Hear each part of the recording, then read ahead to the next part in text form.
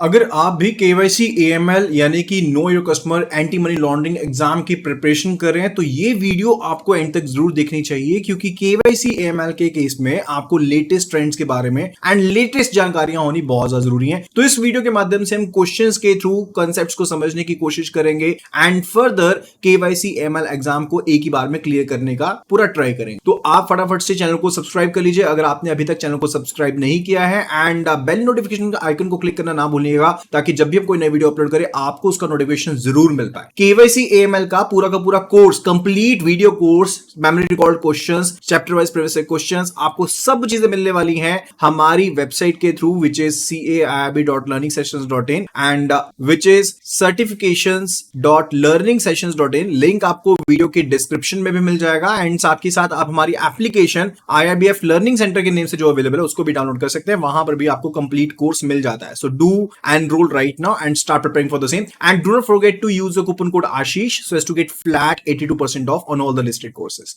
So जल्दी से video को स्टार्ट करते हैं and it's related to the KYC AML and first question is on the screen. It says Franklin Jurado transferred money from Panama to more than 100 bank accounts in 68 banks in 9 countries in Europe. ठीक है, तो यहां पर Franklin जुराडो का कोई person है जिन्होंने पैसा ट्रांसफर किया पनामा से, ठीक है, एंड ये पैसा 100 से ज्यादा बैंक अकाउंट्स में भेजा गया, जो कि 68 से ज्यादा बैंकों में अवेलेबल थे, 9 कंट्रीज में अवेलेबल थे, यूरोप में ये बैंक थे, एंड जो अमाउंट था वो हमेशा और हमेशा जान करके 10,000 USD से कम था, which is level in process of money laundering, is it? तो हमने उसके बारे में गाइड करना है कि कौन सा लेवल है यहां पर पर्टिकुलर जहां पर वो इस चीज को ट्राई कर रहे थे। तो अगर मनी लॉन्ड्रिंग की बात करें तो हमारे पास डिफरेंट लेयर्स होती हैं। We are having the layer related to the placement, we are having the layer related to the integration, and साथ के साथ हमारे पास लेयरिंग की इंटीग्रेशन, लेयरिंग भी होती है। तो ये कौन सी लेयर के बारे में हम यहां पर बातचीत कर रहे हैं उसके बारे में आपको बताना है। तो केवाईसी एएमएल के केस में टोटल 3 हमारे पास लेयर्स होती हैं, उनके बारे में आप फटाफट से यहां पर बताएंगे कि ये कौन सी लेयर की हम बातचीत यहां पर कर रहे हैं। So we are talking about the layering over there, ठीक है। तो हम कौन सी लेयर की बात कर रहे हैं? लेयरिंग की बात कर रहे हैं, जहां पर आप अपनी ट्रांजैक्शंस को हाइड करने की कोशिश करते हो, उनके एक्चुअल सोर्स को आप छिपाने की कोशिश करते हो। तो this is actually related to layering. तो यहां पर जो आंसर रहेगा लेयरिंग रहेगा। इसके अलावा जो और 2 हमारे पास स्टेप्स होते हैं in the case of money laundering, वो हमारे पास एक होता है प्लेसमेंट, जहां पर आप पैसे को सबसे पहली बार प्लेस करते हो बैंकिंग चैनल में ताकि आप उसको व्हाइट में कन्वर्ट कर पाओ। एंड जो थर्ड फेज होता है दैट्स रिलेटेड टू इंटीग्रेशन, जहां पर आप उस पैसे को लेजिटिमेट वे में इस्तेमाल करना चाहते हो कहीं ना कहीं, ठीक है। तो ये मेरे पास होता है फर्स्ट फेज होता है, ये सेकंड फेज होता है, and this is the third phase over there. तो इस क्वेश्चन में हम बात कर रहे हैं किसके related? We are talking about the layering component over here, right? चलिए अभी नेक्स्ट क्वेश्चन पर मूव करते हैं। It says while opening an account for a corporate entity, जब अपने कॉर्पोरेट एंटिटी का एक अकाउंट ओपन करना है, banks should obtain which of the following information. तो कौन सी इंफॉर्मेशन बैंक्स को लेनी चाहिए? Name of the entity and the principal place of business. Second है मेलिंग एड्रेस आपको एंटिटी का चाहिए। एनी ऑफिशियल आइडेंटिफिकेशन जैसे कि टैक्स आइडेंटिफिकेशन नंबर, ये वो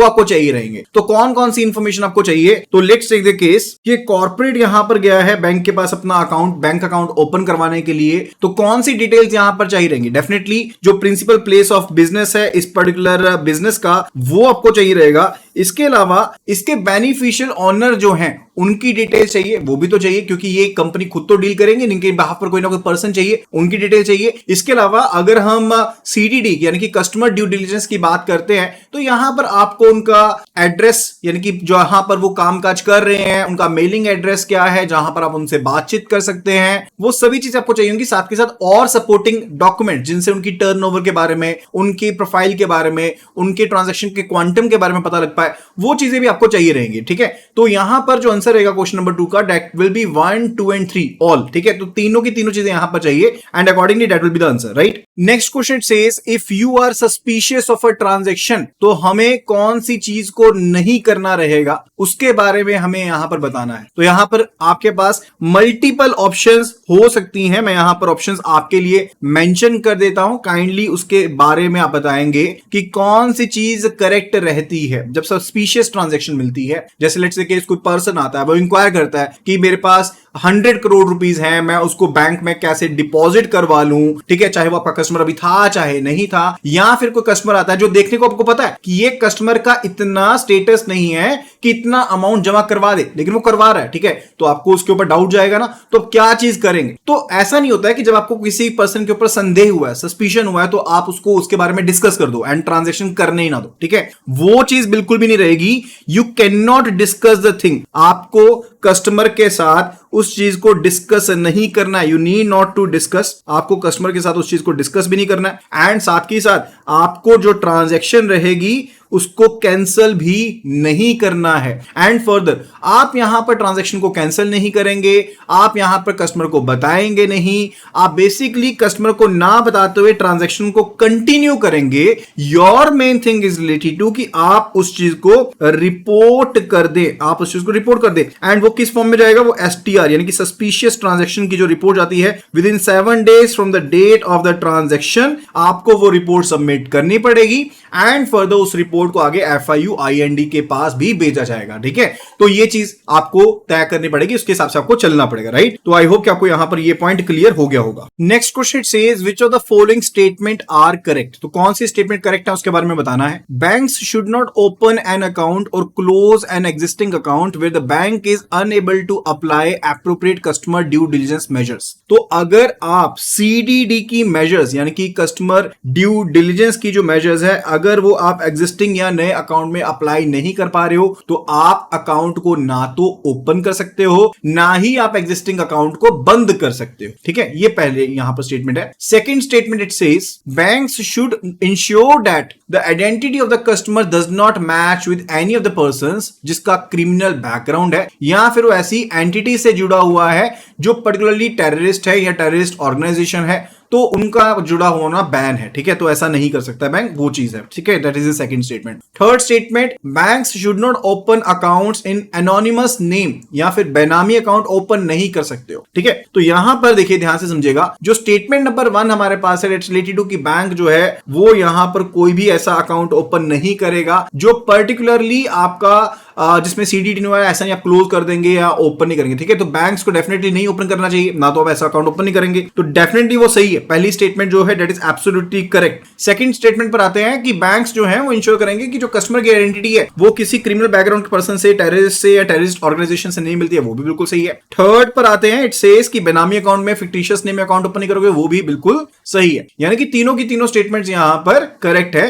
सो option 1 2 3 all are correct over here, right. तो उसके अकॉर्डिंग आप अपना आंसर मार्क क्वेश्चन में कर देंगे, राइट। अभी चलिए नेक्स्ट एग्जांपल, नेक्स्ट क्वेश्चन पर चलते हैं। यहां पर next question over here it says among the following which are the specific type of relationships where EDD measures could be applied. EDD का मतलब होता है इनहैंस्ड ड्यू डिलिजेंस, ठीक है। तो आपके पास कस्टमर ड्यू डिलिजेंस में फर्दर टाइप्स होती हैं, सिंप्लीफाइड ड्यू डिलिजेंस होता है, या फिर इनहैंस्ड ड्यू डिलिजेंस होता है, या बेसिक ड्यू डिलिजेंस होता है, ठीक है। तो डेफिनेटली जहां पर आपके पास काफी ज्यादा रिस्क कंटिन्यूड होगा, जैसे कि यहां पर ऑप्शन ए में कहा गया कि हाई रिस्क कंट्रीज हैं, अगर यहां फिर आपके पास स्पेसिफिक टाइप ऑफ बिजनेसेस हैं, या फिर थर्ड ऑप्शन कह रहा है कि पॉलिटिकली एक्सपोज्ड पर्संस हैं, ठीक है। तो डेफिनेटली उनके केस में आपको सिंपल जानकारी लेते हो। सिंपल का मतलब है लेट्स से केस कोई आपके पास कोई सिंपल पर्सन आया, ठीक है, तो उसकी बेसिक ड्यू डिलिजेंस करोगे। लाइक लेट्स से केस वो मनरेगा का अकाउंट ओपन करना है, तो ये तो नहीं आप उससे पूछोगे अपनी ITR जमा करवाओ या फिर अपने बारे में और डिटेल बताओ। यू बेसिकली नो कि उस पर्सन का ओहदा इतना ही है, वो पर्सन एक्सपोज नहीं है, तो वो सिंपल उसका बेसिक ड्यू डिलिजेंस से भी चल जाएगा। अगर वही कोई पर्सन आता है आपके पास, let's say case self employed है या कुछ है, तो उसके केस में आप थोड़ी सी और इंफॉर्मेशन ले सकते हो, उसके डॉक्यूमेंट्स को एस्टैब्लिश कर लिया, साथ के साथ लेट्स से उसकी ITR की जरूरत थी वो ले ली, ठीक है, वो चीज होगी। लेकिन थर्ड केस क्या हो सकता है, जहां पर लेट्स से कोई पॉलिटिकल एक्सपोज पर्सन आ गया, अब आपको पता है ये हाई रिस्क कस्टमर है, इसको ध्यान से समझना पड़ेगा, ठीक है।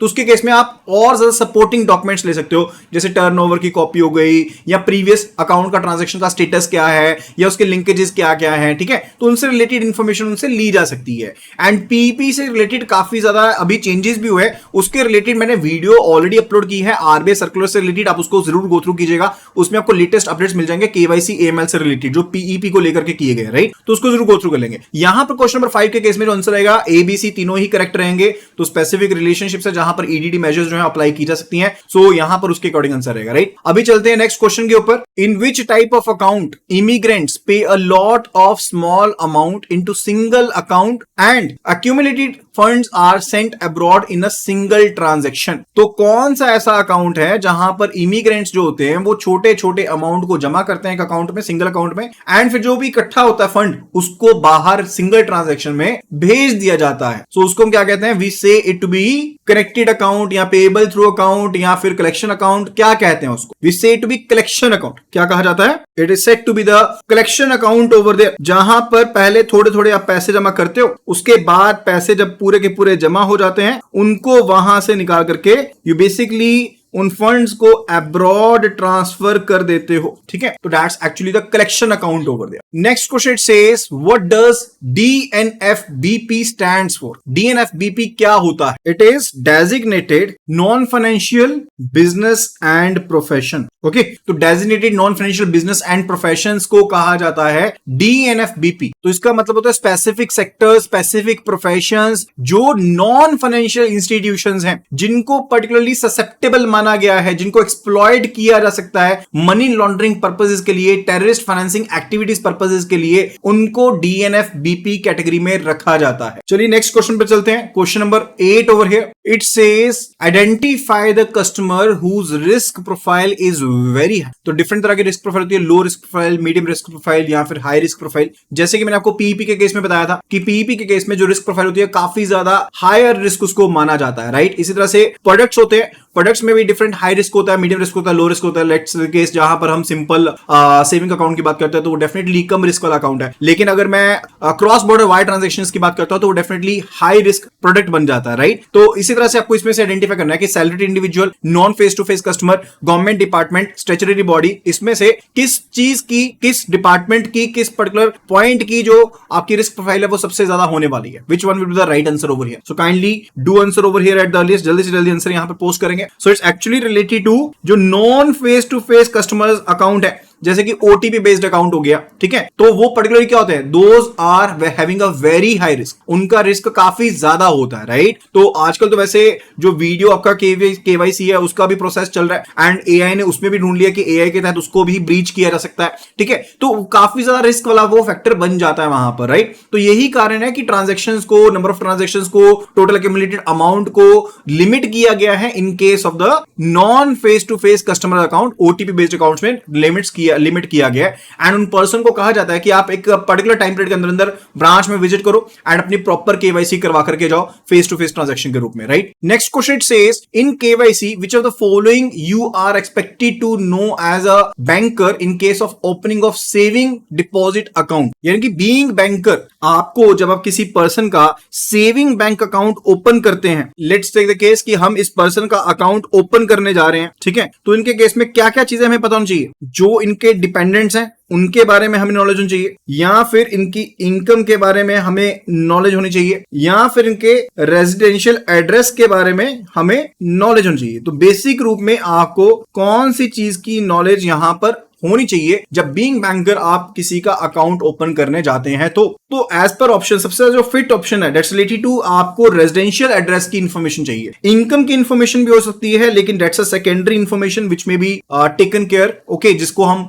कस्टमर से मांग सकते हैं। लेकिन ऐसा नहीं कि सबसे पहले आप इनकम पूछेंगे एड्रेस को छोड़कर के भी, ठीक है। तो सबसे पहले तो एड्रेस के बारे में पूछेंगे, उसके बारे में we can be asking for the income, लेकिन वो सेकेंडरी हो जाता पार्ट। खास करके जब आपने लैंडिंग करनी होती है उस टाइम पर आप उस चीज को कंसीडर करते हो, right. And for the dependents के रिलेटेड हमें कोई इंफॉर्मेशन चाहिए होती है, we just need to ask for the nomination. तो हम नॉमिनेशन के लिए पूछते हैं, we never do ask basically कि आपके डिपेंडेंट्स कितने हैं। अकाउंट के टाइम पर ऐसा कुछ नहीं पूछा जाता, right. Last question for today video it says which of the following are engaged in selling goods and providing services with large volume of business and often engaged in cash dealings? Front companies, shell companies, hawala systems या फिर offshore banking. देखिए front companies जो होती हैं वो basically goods को बेचती हैं एंड फर्दर सर्विसेज प्रोवाइड करती है जो डायरेक्ट कस्टमर के साथ इंटरेक्शन में होती हैं, ठीक है। उनको फ्रंट कंपनीज कहते हैं। तो definitely according to this particular question हमारा आंसर तो ऑप्शन ए ही है। शेल कंपनीज होती है जो मान लीजिए कि आपने नकली कंपनियां खोली हैं, उसके थ्रू आप बिजनेस ट्रांजेक्शंस को कर रहे हैं, वो शेल कंपनी होगी। हवाला सिस्टम भी कुछ मिलते चलते होते हैं जहां पर आप पर्टिकुलरली 2 नंबर में पैसा बाहर से भेजते हैं। लेट्स से केस कि इंडिया में किसी को फॉरेन करेंसी बेचनी है एंड पर्टिकुलरली इंडिया में किसी और पर्सन ने खरीदनी है, ठीक है, तो पैसा बाहर मिल जाएगा उसके पर्टिकुलर पर्सन को एंड यहां से ट्रांजेक्शन कंप्लीट कर दी जाएगी, ठीक है। उसे हवाला सिस्टम कहते हैं, जहां पर ऑथराइज डीलर इन्वॉल्व नहीं है, जबकि as per the Reserve Bank of India guidelines आप ऑथराइज डीलर के बिना फॉरेक्स एक्सचेंज का लेन देन नहीं कर सकते, ठीक है। एंड ऑफशोर बैंकिंग होती है जब आप पर्टिकुलर बैंकिंग सर्विसेज को प्रोवाइड कर रहे हैं बाहर की कंट्री में। लेट्स से केस कि पीएनबी का बैंक है एंड पर्टिकुलरली वो यहां पर सर्विसेज प्रोवाइड कर रहा है बाहर की कंट्री में, ठीक है, वहां पर उसको एसेट एक्वायर किया फाइनेंशियल इंस्टीट्यूशन के, ठीक है, तो वो क्या रहेगा, that will be the offshore banking over there, right. तो क्वेश्चन ये आता है कि क्या इंडिया में बैंक्स को ऑफशोर बैंकिंग अलाउड है, तो यस अलाउड है। आप देखिए इंडियन बैंक्स जो है वो बाहर की कंट्रीज में अपने अकाउंट को ओपन कर सकते हैं, ठीक है, तो वो चीज अलाउ की गई है। तो इस वीडियो के साथ ही, इस क्वेश्चन के साथ ही इस वीडियो को हम एंड करते हैं। आई होप कि आपको यहां पर वीडियो पसंद आई होगी and if you want to get the complete series जिसमें आपको complete previous year questions of KYC ML chapter wise previous year questions, mock test, mega mock test and साथ के साथ आपको यहां पर जो पर्टिकुलर पीडीएफ नोट्स हैं वो भी मिल जाएंगे एंड फुल कोर्स वीडियोस भी मिल जाएंगी। तो अगर आप ज्वाइन करना चाहते हैं तो आपको हमारी वेबसाइट को विजिट करना है, विच इज certifications.learningsessions.in। लिंक आपको वीडियो के डिस्क्रिप्शन मिल जाएगा, या फिर आप हमारी एप्लीकेशन जो उसे डाउनलोड कर सकते हो। एंड्रॉइड एंड iOS के लिए एप्लीकेशन अवेलेबल है, वहां पर जाकर के एनरोल कर लीजिए and start preparing for the same. So thank you so much and see you again in the next video.